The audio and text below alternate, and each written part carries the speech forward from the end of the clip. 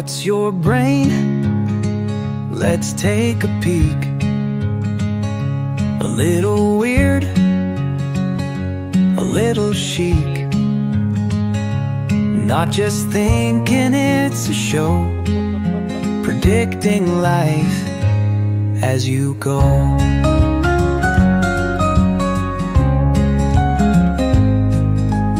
Lollydabbing through this life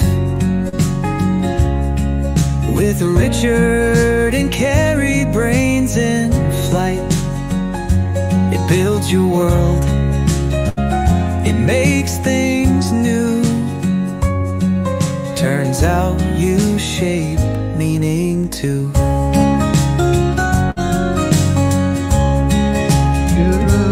Brains aren't born.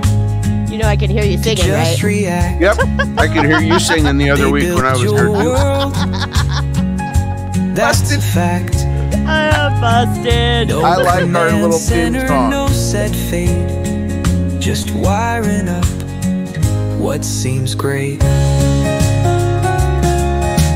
Lollydabbing through this life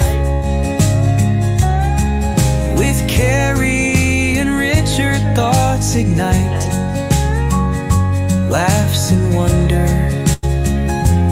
every hue. We're here to share it all with you. So hit play and join the fun. Your brain's been working since day one. From silly to deep, it's quite a view. Lollydabbing through with you. Richard, are you ready to lollydab? Yes, I am. Oh, and ta-da! There we are. Oh, my goodness. Well, the water pump crisis averted, and I've got my partner in crime back with me. I'm very happy about that. Just because you missed me, right? Of course. Of course, that's it. As we create our own reality. As we do. But also, you said you just recently listened to the chapter that you missed. What were your thoughts on that? I got my notes still. On do you need a chapter, refresher? on chapter 6? Yeah, because you weren't here. And so, I just wanted to take a minute and have you kind of weigh in. Well, oh, nothing like putting you on the spot. Here, it is putting me on the spot because I had kind of erased that memory. Yes, brain tricks. See, I had to remind myself what it was about so I didn't try and mix the two together. I know. That's why I was scrolling backwards. Like affect, emotional, and physical state. Yeah, the affect, when she started talking about affect, that was such a strange concept to me, but it was so blatantly obvious. That was probably the highlight of that whole lesson for me, was the fact that what we see is what we create, and what we create is made from what we're shown, taught, and observe. Right. And we really only shown, have like taught, that, and observe is different in every single instance other than my own. Mind-blowing stuff. Yeah, absolutely mind-blowing stuff. And how abstract affect is, but how it really, like, when we think about our base, if we think about affect versus emotion, for instance, affect really only has like a chart of 4 points, right? And you're just like in a varying degrees of that chart. And so really it's the stories that we tell ourselves that give us the emotion from that affect, which drives our actions or inactions, which creates our results in our life. And Robbie Stingwell said that he can relate to Ben Affect, but he ate his homework, so he can't weigh in on that. It's all good. Also, we've got Allie, Yes, Patches is in the chat. And I actually watched Allie and Wes's show the other day and shared some of my arty farty stuff with them, and that was a lot of fun. They're a lot of fun on that they're show. cool folks. They're cool folks. It's you'd never know exactly what you're going to get as they create their own reality daily. You know, I love it. We're going to be talking a lot about things like creativity and, well, actually, in lesson 7, she talks about the 5 C's. Yeah, but I don't remember what the 5 C's are. I wouldn't have been able to pull them out either. If it wasn't for ChatGPT and referring to my sources, I wouldn't have been able to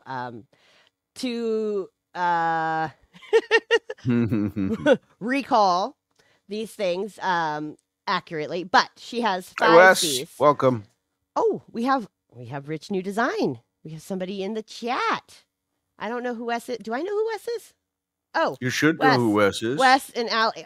Listen, Yes. names are relative. The cult of Wes is all you need. Cult of Wes. I didn't realize that Rich New Design was the pseudonym, the screen pseudonym. So, hi, Wes. All right, back on track.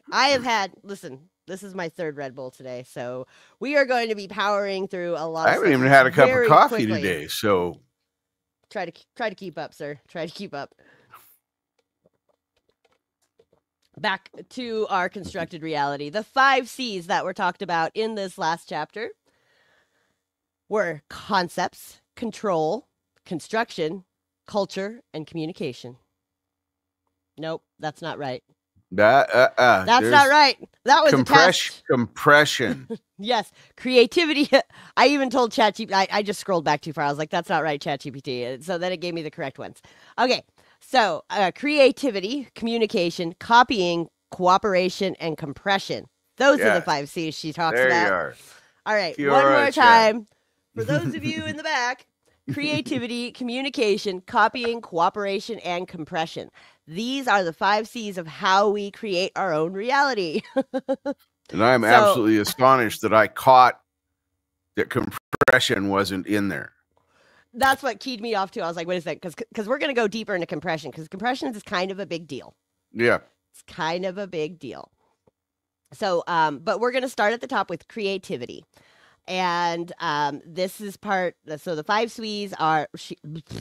The 5 C's are a suite of abilities that enable humans to create and maintain complex social realities.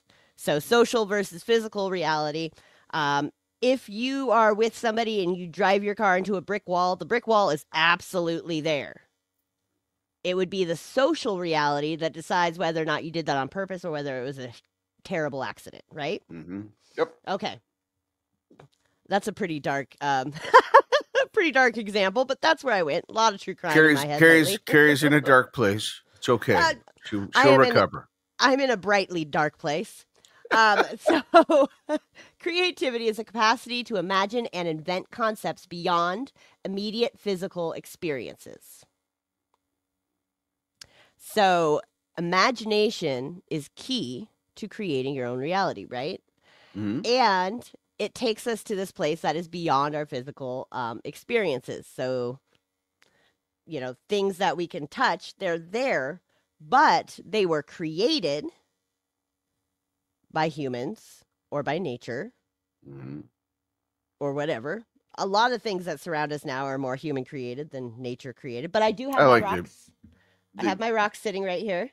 Very cool. Very cool. Which turn into things like this.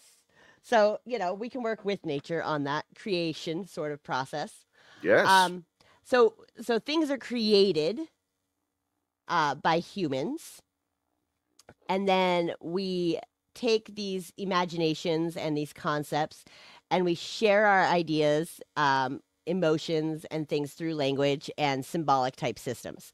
So we have our written word, which is just squiggly lines when it comes right down to it, right? Just squiggly lines on a paper, but they have, symbolic meaning that we have socially agreed to the meaning of them. And if you have autocorrect, we all know that sometimes these these things can't be duplicated, I don't think, by AI perfectly, right? They can come close. It can help us. Oh, at this point, no. In 30 years, I won't know because I'm dead. But then it may be possible because there'll be a lot of advancement. But the principle is, if I tell you I'm going to call Keri on the phone, if I say that to the chat here, I'm going to call Keri on the phone. I don't describe that process to you. You don't have to. I'm picking up my phone. I'm unlocking the screen. I'm finding Keri's. I don't do that. I just say I'm calling on, and you automatically fill in all of the rest of the reality based on your social norms. And 30 years ago, when you said I'm calling Keri on the phone, people might have imagined either like a cordless phone and dial. They didn't. Okay, 30 years ago, not 50 years ago. We didn't have rotary. We did too. I had a rotary phone until 1994. So fuck off. I didn't give up my past easily. I have a rotary phone up there that actually, if I could figure out where the hell the landline plug-in was here, right? Yeah, I could fucking plug it in and actually use it. I don't know where the landline phone is anymore either. That was funny. Those social constructions evolve as our social reality evolves. Mm-hmm. So like the phone is a physical item, but the picture that we create is going to be a social construction because of the advancement and the changes that we've had, right? Just like if you're in a culture that doesn't have phones, let's say it's a Bush League country that is somewhere in the middle of Africa or Australia or something where they don't really have phones. Nobody knows what those are because they don't need them. And you say, I'm going to call, they're going to have a zero concept. There's no reality for them for the phone. A phone is not a real thing until they know what it is. So this gets heady. This gets heady, folks. It does. This really gets heady. But I get really excited because it kind of, for me, it fuses the science and like sort of the metaphysical world. You know, you've got some Joe Dispenza, you create your own reality stuff in there. And to me, this is like the science of how do I actually use that concept in a real way. You know, social concepts around what like a female should do or what somebody in poverty, how they should think about money. Like you can change your access to, what's the word I'm looking for? Change your access to resources simply by changing how you think about that access to your resources, right? And so it makes perfect sense to me, as somebody who's lived in poverty for most of my life, that I did have a mental block about what was available to me because of how my little brain was created in a like either a totally specific way or in a non-specific way. I had this concept of what was allowed to me. Why? Because my brain compressed and summarized vast amounts of sensory data and had like this manageable sort of shortcut as to what was allowed to me, right? Makes sense. Nobody's fault. But when you kind of take yourself out of that and go, oh, wait a second, I can create, you know, I created this reality of what I had access to resource-wise. And then like if I was like changed that, then I realized that I could actually, I was allowed to access more things resource-wise. Now that doesn't mean that I can overcome the physical reality of things, but it really made me look at what I had considered a physical reality and like went back to, you know, basic principles of what is actually physical. And what isn't? And what am I allowed to do and what am I not allowed to do? Right? We build these stories. Okay, so I kind of got ahead of us because communication is only number 2. Skip 3 and 4 and went right to 5, compression. But copying is number 3. And that's the skill of learning and observing and imitating others and facilitating cultural transmission. So I guess I kind of touched on that by illustrating how I had like observed and imitated my parents and how they operated, and, the kind of cultural transmissions that I was getting from my immediate surroundings. And I was judging them as like a real reality, a physical reality, an unchangeable reality.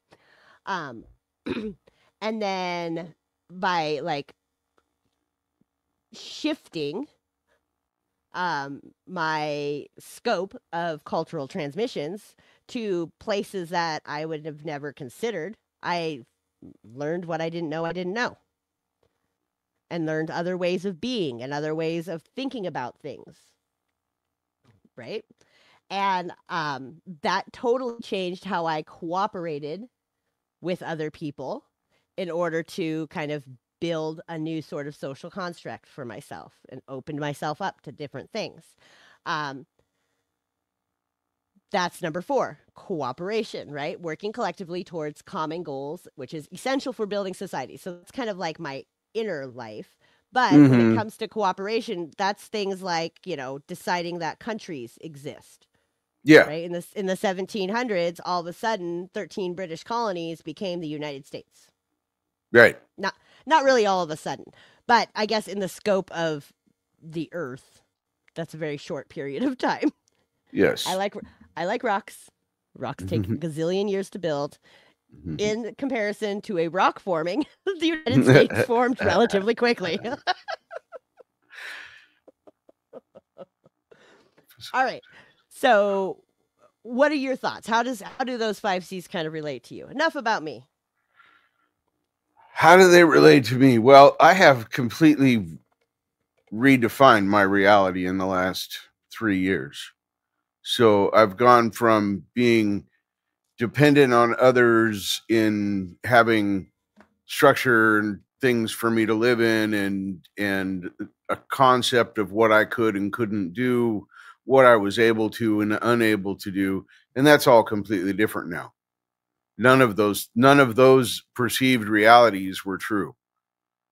Now, I thought of them as concrete fact at the time, but now as my life has changed, I look back at them and I realize that many of them were just me limiting myself. Well, and we talked a little bit about how you had put out into the universe that you wanted to find a place to live for yourself, right? I said it for you. I said it sure would be nice if I could have my own place, but I never did anything about it. I never took any reaction to make that a reality. So it remained something I couldn't achieve. Right. And then once I began changing my mindset and the way I thought and the way I talked to people and how I talked to people and how I considered myself, that list goes on and on and on. Then I began to realize there are other things I can do. And then when this apartment came up, I just jumped. I said, okay, there's too many things coming into place that I can't deny this reality any longer that I say I want anyway. So I began making new pathways. I don't know what you want to call it, but it created a new reality. And now here I am in my own apartment. Well, and when you think about like biases is one of those ways that our brains compress information, right? So there's such a thing as a recency bias, right? So when you start really saying to yourself, I want a new apartment and I'm going to look for one, pretty soon you start seeing apartments popping up everywhere. Sure. It's in your conversations. You begin to see the opportunities that have always been there. Yeah, it's like, oh, I really want to buy a green car because green cars are pretty rare. And then you realize you start seeing green cars everywhere. That's like a classic example of a recency bias, right? And then, and because your brain had kind of compressed into like all the sensory data, even though you were saying you wanted a new apartment, you didn't believe that you had access to it yet. Right. And so you were still kind of compressing all the sensory data into like, I can't get there. Right. Which I think like she in lesson 7 discusses those things in a way that makes me realize like we do have like the power of belief, right? Believing more gets you more. Now, I have no control over the timetable that takes. That's none of my business, right? Yeah. But I have to put it out there, which Yeah. is why I get really weird about goal setting, because I'm like, well, I have like objectives, but like to put a date on some goals is kind of like, it hasn't worked out for me real well in the past, even though like I can make a goal for like habituating something. Yeah. Because we're going to habituate stuff anyways, because it's human nature to kind of habituate things. So I can work on those. Like today I'm going to do these 3 things, and tomorrow I'm going to do these 3 things. But I don't know how doing those 3 things is going to pay off until it does. So right? they're done. Right. until it does. Robbie, you bring up a good point. To a hammer, everything is a nail. And I think I'm going to put that one up here because I think that's kind of the root of this discussion. To a hammer, everything is a nail, but a hammer can be useful for other things too. Mm-hmm. You could use a hammer to like weigh something down because it's heavy, right? You could use the other side of that. The other side of that is everything is a hammer. Do elaborate, sir. There is nothing I can't pick up that I can't strike something else with. That is the definition of a hammer. Fair. Hammer's job is to do that, not drive a nail. Hold on a second. Let me put my brain back inside my ears. Doesn't necessarily guarantee effectiveness, though, does it? It does not guarantee a result, but that's a different context. So it is. It absolutely is. Oh, which actually is a great segue to bring us into abstraction. Mm-hmm. What we were kind of talking about with the hammer and the nail is an abstraction, right? Abstraction arises from the brain's ability to compress sensory information, allowing us. Let me try that again. Slow down. But with a little bit of peace in my heart. Abstraction arises from the brain. I gotta take this call. Sorry. There'll be a quiz later. Abstraction arises from the brain's ability to compress sensory information, allowing us to focus on the function or meaning of stimuli rather than their specific physical details.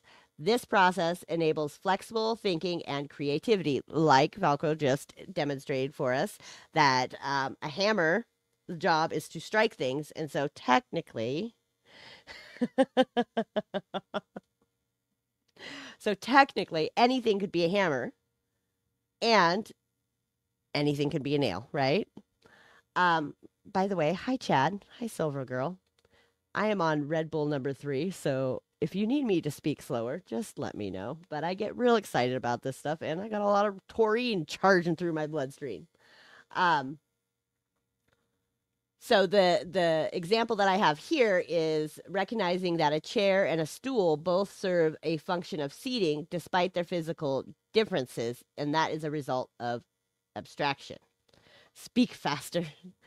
Don't egg me on. All right. So we kind of talked about this a little bit, creating social reality through the interplay of the 5 C's and abstraction.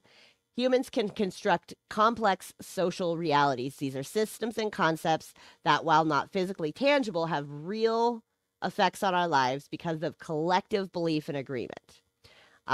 Economic systems, legal frameworks, cultural traditions. These constructs are not inherent in nature, but are a product of human cognition and collaboration. So, money. That is a fabrication. Let's see, what else do I got here?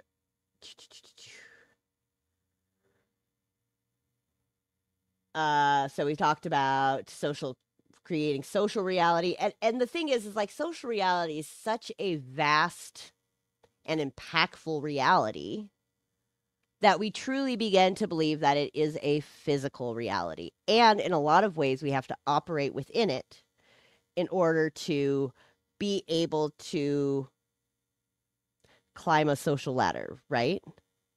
Which is actually a really good example of an abstraction. We understand how to climb a ladder, but it takes a social reality to understand how to climb a social ladder, right? Everything okay? Your hair's a little bit wild now.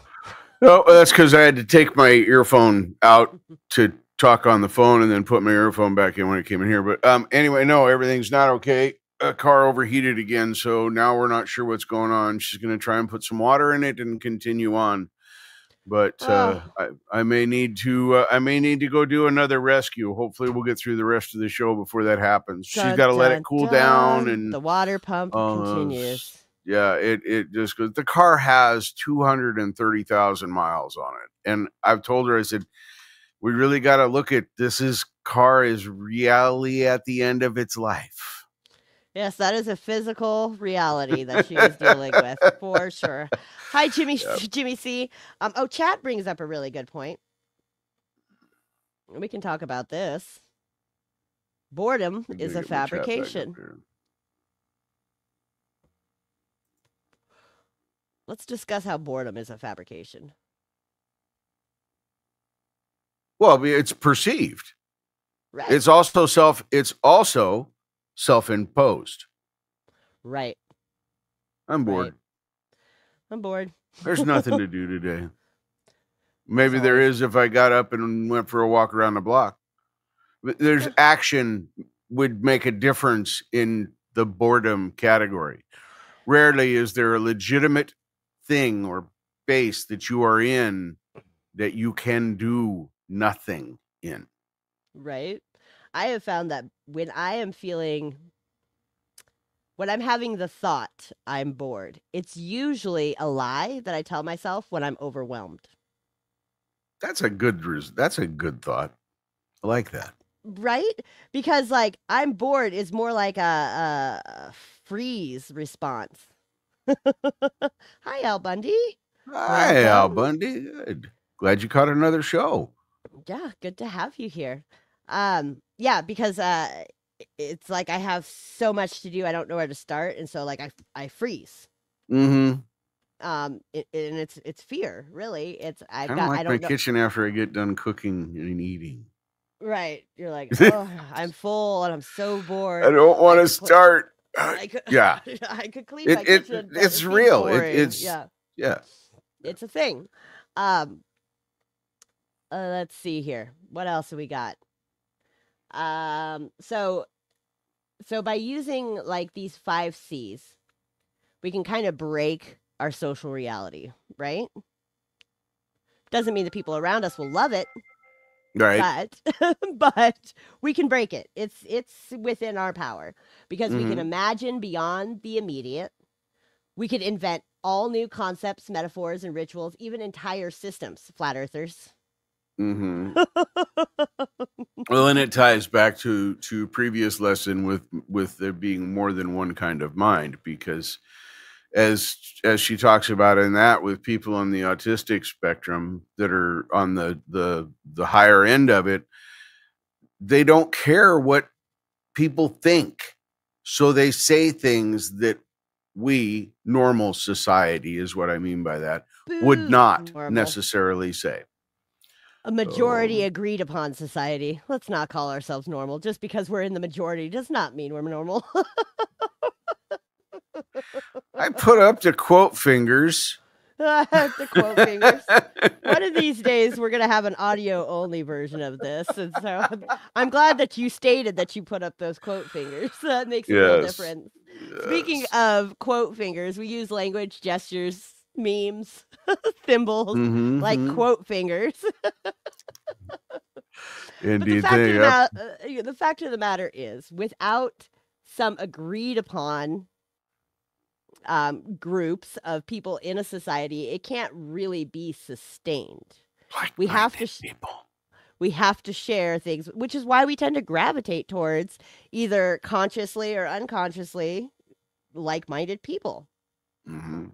We can't help it. We have our own niches that we tend to fall into, and breaking out of those niches is taxing. Okay, this goes back to like chapter 1, I think, it taxes our body budget in order Yeah, to like absolutely. people will say, I can't believe that because it's too much energy for them to believe. Their body budget has been depleted.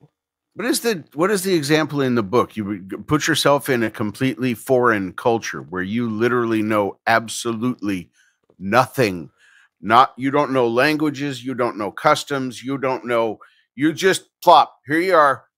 Figure You it go out. through a dramatic plasticity Whoa. event, and it's called acculturation. You have to acculturate. Yeah, there it is. Thank you. Acculturation. So, but here's what I'm glad that you brought that because I was thinking about this because I'm doing the sober summer thing, right? Right. And so, people who are sober will, if they're sober against their will, which is kind of different, but anyways, if they're sober against their will, they'll say, I'm bored and I don't know how to behave around people who are sober because I don't know how to act without having this substance in my life, right? This fallback thing that you've always had.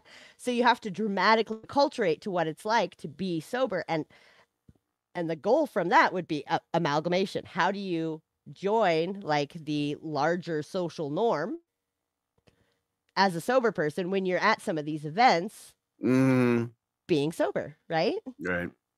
It makes it tricky, but you have to use your creativity and your imagination to be able to get to that place where you can have fun without necessarily taking part in what everybody else is taking part in. I mean, you're just hanging out with humans.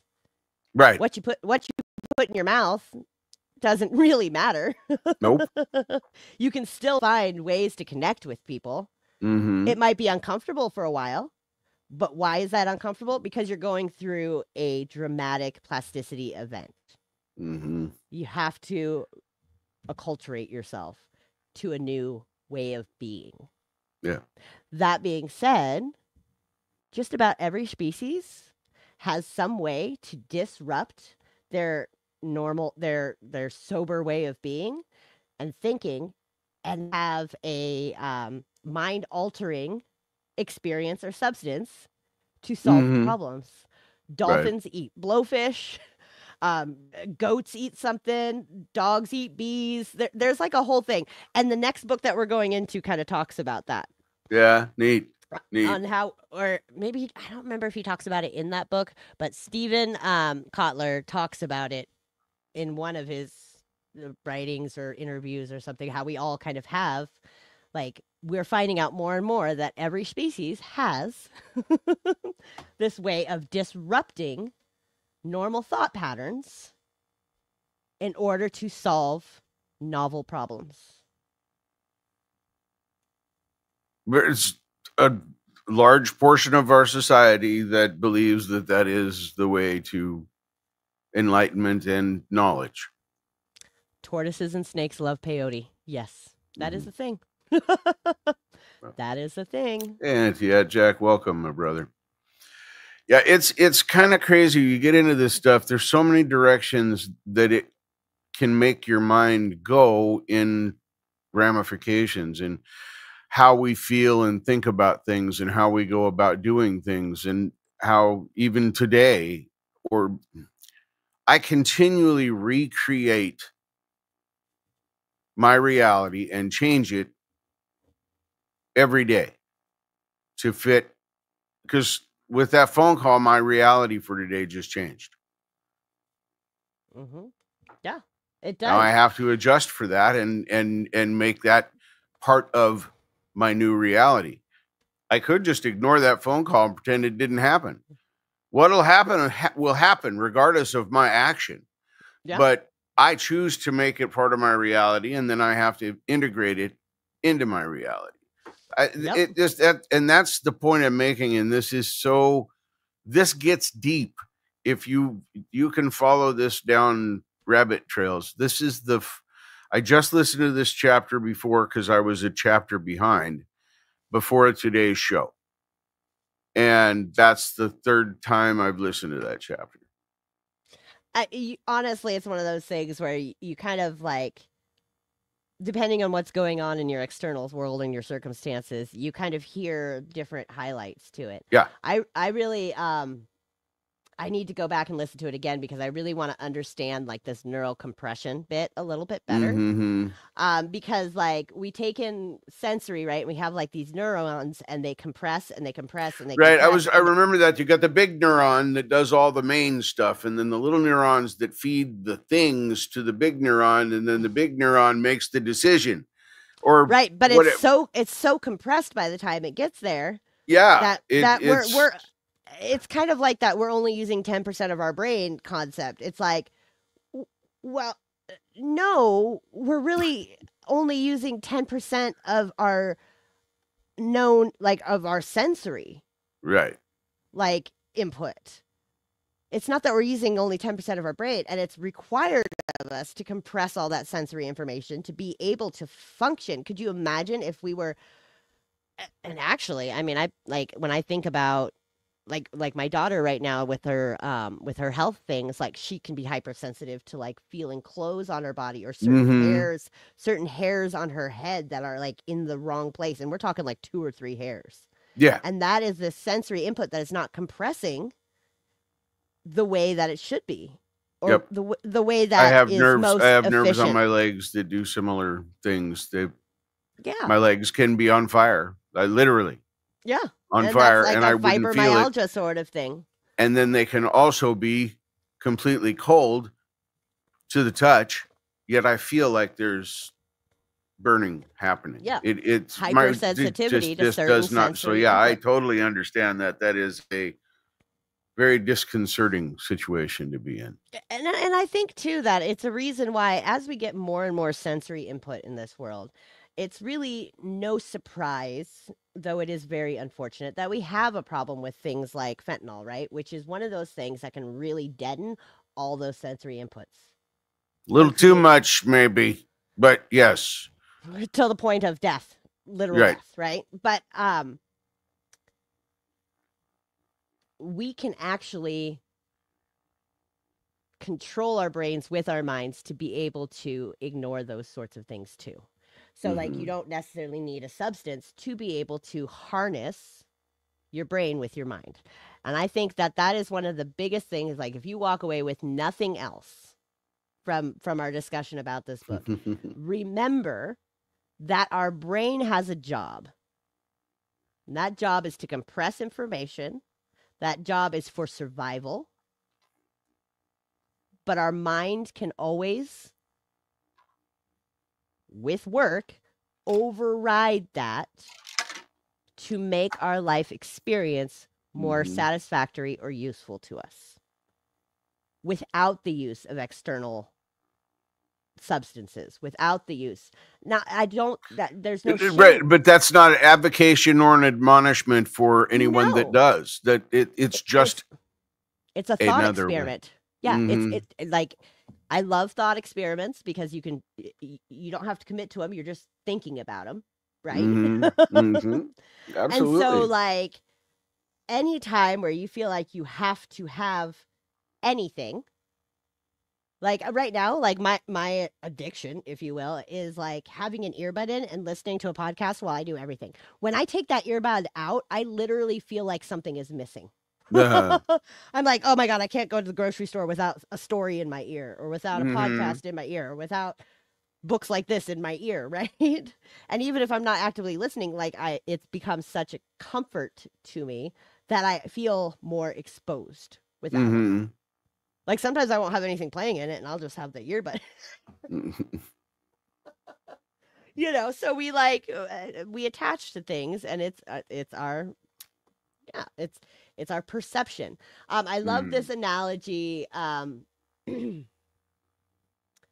that they use, and it's well, maybe I don't love this analogy. But anyways, raw perception is like standing in the middle of a jazz band warming up. Right? You got the jazz band, they're just warming up. And then compressed perception is like hearing a song once the band is in sync. So there's a pattern, a cohesive pattern. It's meaningful. It turns like this chaos into a coherence. And it's really required for us to be able to move through this world to find some sort of coherence. I think it also relates to why, like, we see faces in things, or why we attribute human attributes to our animals. I've read some and watched some things about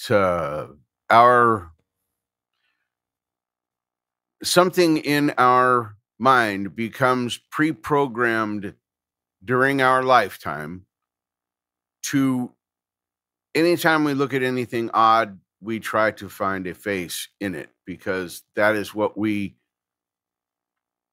recognize and communicate with each other as. So when we're looking at something, our natural intent is to find the face to communicate with it. So that's, Right. I don't know how true or untrue that is. I've just heard a few conceptual things about this thought line. Yeah, and I think that makes sense, because if it doesn't have a face, it must be something that's dangerous. Uh-oh. All right. I gotta take it. You take that call. We'll talk about pattern recognition and neurons. So compression works, like we've kind of talked about, at a neuron level. The brain uses pattern recognition to reduce repeated experience into faster and faster shortcuts. So neurons that fire together wire together. I'm sure you've heard that little catchy phrase. Your brain learns what things typically go together, then starts to pre-activate those circuits whenever it sees a familiar pattern. You hear a bark, you see a wagging tail, and you feel something warm and fuzzy. Your brain compresses that concept into a dog. You don't have to reprocess all those individual cues next time. That's how it allows concepts like your emotions, anger, sadness, anxiety, concepts like table, chair, what is professional, a sense of decorum, what is a Tuesday or a Monday. These all exist as categories in our heads. So when we have concept compression, like peanut butter and mayo. Yes, Robbie. So concept compression is efficiency, which helps us predict, because our brains are not built for thinking. They're built for survival. Part of that survival is prediction. If you're not sure about that, go back in our other episodes from this book, and we discuss things about prediction. It helps with fast recognition. That's a door. Appropriate responses. Walk through it, not into it. Though sometimes I walk into doors.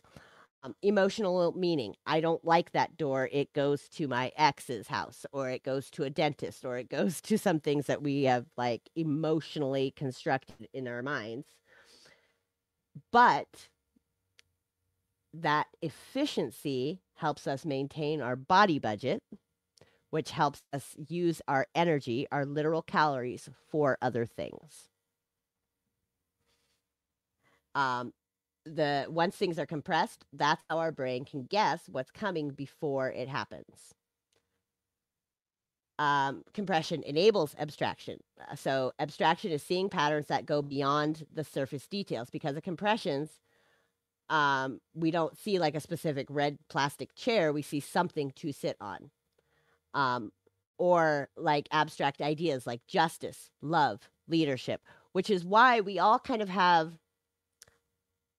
like the definition in the English language of those words could be consistent, but conceptually speaking, we all imagine different things. Think about like the word respect. When somebody says, you didn't respect me, but then you think you did respect them. And when you dig a little bit deeper, you can see that it's because the abstract idea of respect looks different. It's a different story in everybody's mind. So asking people, well, what's this, what's your mental picture of what respect looks like? Compression is also a unique human strength. Animals can compress experiences too, but humans, for some reason, we hyper compress this. We have a different way of communicating, like language. Labels, we have labels that we put on people, and it speeds up concept development and hypercompression. It doesn't always benefit us, but that doesn't change the fact that we hypercompress things. Culture. So even though we are all humans, we have vastly different cultures within our human species. And that's shared meanings that refine patterns. And then symbolic thinking. We can compress concepts into metaphors, icons, rituals, etc. I would say that the reason why cultic thinking or people fall into a cultic sort of space is because of symbolic thinking. And we have to remember that smart people can end up in situations where they're being controlled to some degree because everybody's brain, regardless of intellect, can be seduced by this idea of compressing things, metaphors, icons, rituals, so that it uses less of its body budget. Decision fatigue is a really good, like if we think about all the decisions we have to make in a day, it would make us really tired. But we'll tend to default to certain types of labels or certain types of things that are familiar to us in order to kind of compress that decision into a shorter, so we don't look at all the possibilities that we have. We just kind of go with a smaller category, which actually costs us less body budget. And I'm starting to ramble, but also, again, third Red Bull. And the science of this has so many implications on how our day-to-day life is affected by our body budget and this super compression and this idea that our brains aren't always thinking. They are literally helping us survive. Now, our minds can break away from that. Again, our brains are efficient, but that doesn't mean that we're going to have a perfect experience based on that efficiency. What we experience as reality is often a shortcut.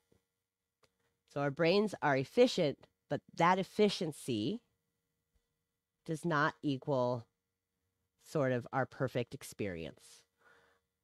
What we experience as reality is often a shortcut and not the full picture. And once we realize that our brains are taking these shortcuts, we can reroute them to take different shortcuts that are more useful to us as individuals.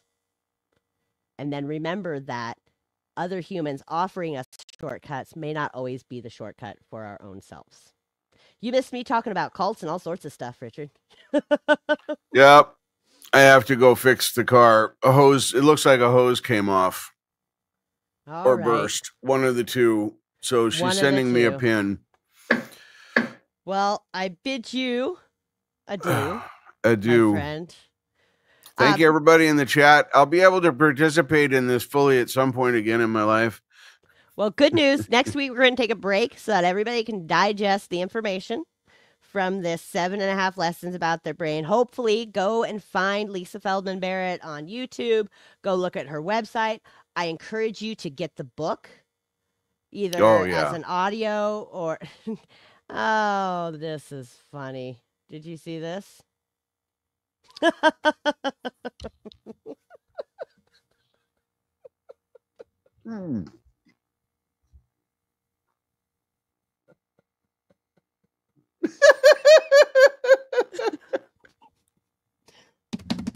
Ding! Right? Nailed that one, Chad. That's Nailed right. it. Nailed it. Man. When I get there, I'm going to tell her that just to make her laugh. Because she will find that funny. I've got hose. I will see you all. Hopefully, I'll be back home for my karaoke show in a few hours. All right. Yeah. But not next week here because we're going to take a break. And then we're going to jump into the art of impossible. The art of impossible. Yeah. Big book. It's a fun read, though. It's a fun read. It breaks it all down. I actually have the physical copy of it. You have the physical of it as well. I do. Right. I'm obsessed. All right, everybody. I'll see you later. Take care. we're wrapping up anyway. And hopefully, yes, we will see you at your karaoke show. Send me the link. I might be able to jump in for a little while before I have to go to work. Okay. Go to sleep to go to work. Will do. Anyway, good luck. All right, now y'all are stuck with just me. All right, so let me just hit the key takeaway. Compression is why your brain can function in a world of noise, change, and complexity. But it also means that our concepts, our emotions, our values, our beliefs are built from data you've compressed over time, and you can update them. You can zoom back out, and you can rewire your shortcut into another one. And I think that that is a inspiring note to kind of land on. And like I said, please, please explore these concepts a little bit deeper for yourselves. We are going to take next week off just to kind of decompress. See what I did there? Decompress. And digest the conversations that we've had. And then we're going to jump into the art of impossible. Let me pull up a visual for y'all so you can see.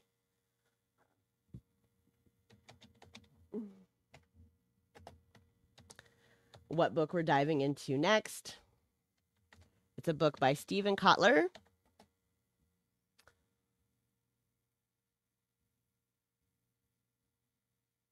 This is what it looks like if you want to get it off Amazon. You can buy it used for $15.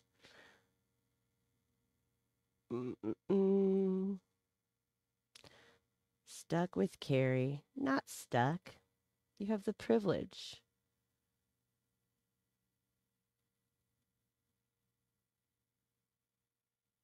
I gotta push all the buttons. All right, so this is called The Art of Impossible. It's a peak performance primer. This is the basics of how do you perform as your peak self. So we talked about how our brain kind of works. This is like, for me, in my personal opinion, there's no data to back this up. This is like level 2 about the stuff that we've kind of talked about. Is how can you take these concepts that we kind of understand about our brains now, and how do we tweak our reality and also like our social reality as well as our physical reality as well as our like biological components in order to perform as our very best selves.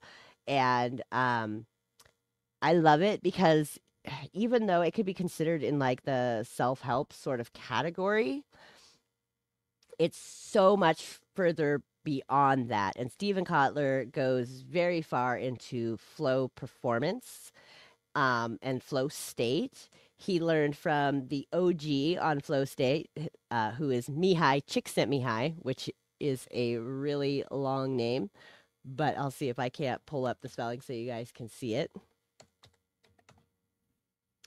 It's a tricky one. Let me see.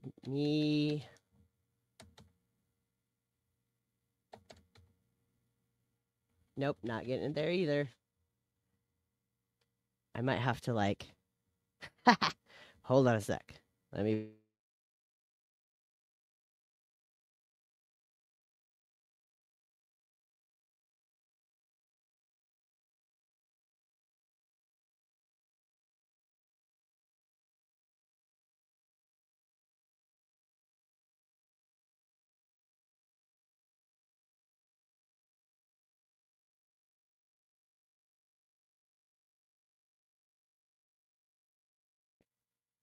All right, I found it.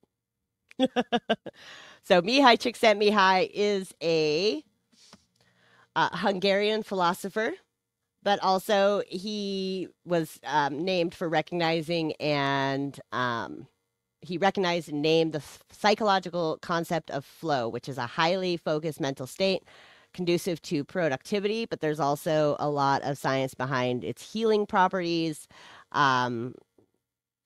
Flow state is something that we achieve when we are, if we're musicians and you're in the pocket, that's kind of considered flow state. If you are like an athletic person, a skier, you can hit flow state. If you have you ever gone to the grocery store and you get into a conversation with somebody and all of a sudden like 45 minutes has gone by and you are like, where did the time go? That's actually like a semi-flow state where you're interacting with somebody and you lose track of time. If you're in like a car accident and time like slows down, that's the type of flow state. Our brains do these really amazing things. And Stephen Kotler was mentored by Mihai Csikszentmihalyi, and he's kind of taken this psychological concept into like a scientific state, and really they have done a lot of research and broke down what it is to get into flow state so that you can harness this sort of superhuman power to do more things with your day, to experience more joy and to experience more expanded, I guess, an expanded reality. So we learned how to kind of create, like how we create our own reality. Now we're going to expand it by learning about the art of impossible and flow state. So I'm really excited. These are like my two favorite books of all time. If I meet anybody and I'm talking to them about anything, I always like figure out a way to, I try to figure out a way to like recommend these books to like the entire world. If I could buy them in bulk and just hand them out, I would. But we're coming up on the hour now. Thank you everybody for joining us. Al Bundy, Silver Girl, Wes and Allie, Robbie, Jimmy C, Chad Freeman, all you fun people. Thank you so much for tuning in and participating and just being interested. I think the more we know about ourselves and our brains, the more we can find space for other people, the better people we can be, and how we can really like just live better lives as individuals and as a society. So thank you for being here. I appreciate you all. And we will see you not next week, but the week after, where we're going to start talking about The Art of Impossible by Stephen Kotler. Keep an eye on the channel because I will pop up, I'll schedule them. I'll put, references for y'all to get into. If you can't or don't want to buy the book, I will definitely be linking different interviews that Stephen Kotler does and different resources that you can go to that you can find for free on the worldwide interwebs, through either blogs or YouTubes, all the usual places. Real quick, before we go, I do have to do a little bit of self-promotion here because I've been working on something this last week that I'm pretty proud of, and it involves my mother and my daughter.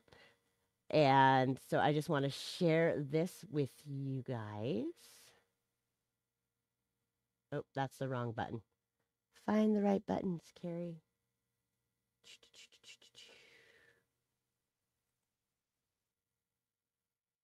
Hold that thought. I'm losing you, but stay with me. Stay with me.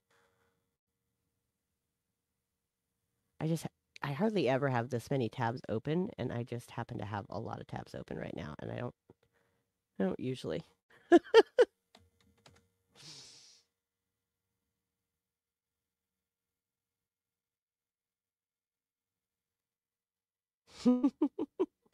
Stay with me.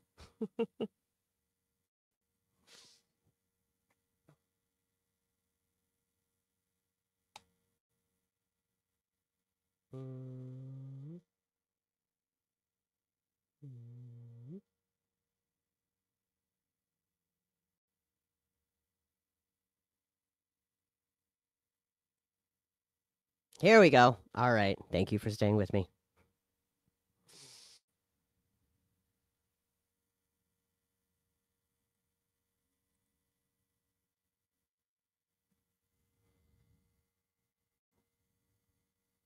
All right. So we are working on setting up our website, and we're working on a business of providing enhanced earth jewelry to people outside of this area. We love rocks. We've turned rocks into things that you can wear or hold, or listen, it's not crystals per se, but we have a lot of natural minerals where we live, and we're finding neat ways to enhance them. And so if you want to scan that QR code, you could check out the start of our website. It's going to grow from what it is now. It's pretty basic right now, but we're going to be adding some more background for everybody. Also, you'll be able to see what pieces we actually have for sale if you want to shop with us. And so this is a little shameless plug because I'm really proud of the art and the work that we're doing here. I wanted to share it all with you guys. You're welcome. Anyway, scan that QR code and stay tuned because I'm super excited, not just for myself, but for my mom, who is a amazing artist. She has this outlet now that she can share with other people, and my daughter, who has like these amazing organizational skills, and she's going to be able to harness kind of her talents, and we're all just kind of working together, and it's 3 generations of women just doing things that we love and kind of putting it all together into one place. So I appreciate any sort of support or, just check it out. Any feedback, things of that nature. Anyway, so there's that. And we have hit 1 hour.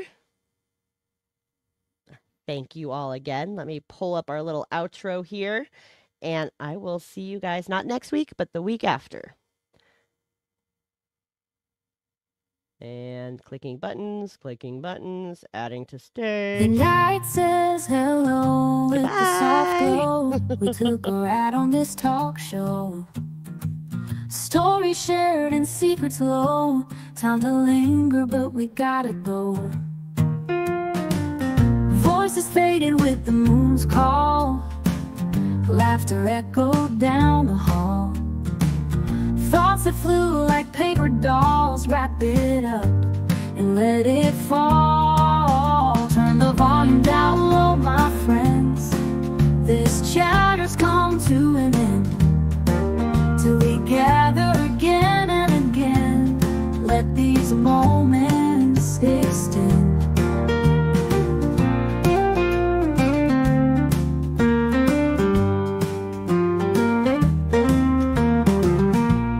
Quiet, hear the clock tick-tock. Words won't stop, but we'll walk the walk. Dream a little till the next talk. Out of time, let's unlock. Turn the volume down low, my friends. This chatter's come to an end. Till we gather again and again. Let these moments extend. In the quiet, hear the clock tick-tock. Words won't stop, but we'll walk the walk. Dream a little till the next talk. Out of time, let's unlock. Turn the volume down low, my friends. This chatter's come to an end. Till we gather again and again. Let these moments extend.